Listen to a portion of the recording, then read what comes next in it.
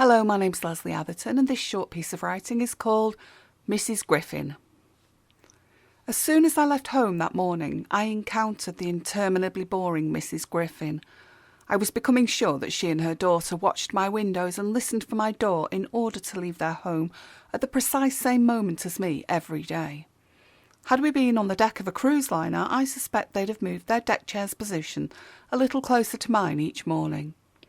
However I played it, to get to the car I had to pass them, and given that I had no more agreeable plans, I approached with a smile.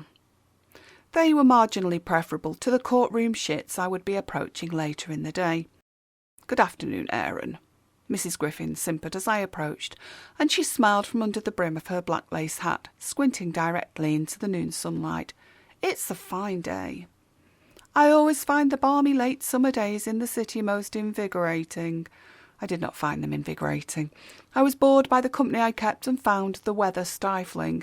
Red-skinned and sweating underneath my hat and jacket, I longed for the beach and for my holiday. Only 3 weeks to go.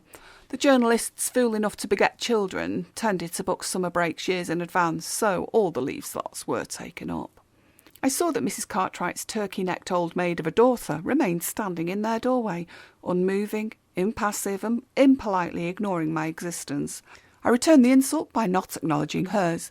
I had no doubt that she wanted the old lady out of her way.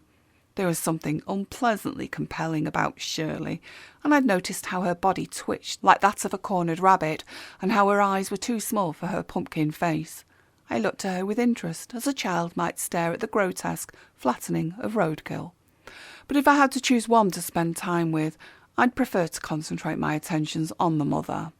Shirley hated me, I was sure, because I insisted on referring to her as Shirley, despite her mother's introduction of her as Miss Susan Griffin. Since then I have steadfastly refused to allow any deviation from my mistake. It's a simple amusement, and the mother's good manners eventually prevented both women from correcting my compounded error. That was when Shirley walked to me and touched my arm.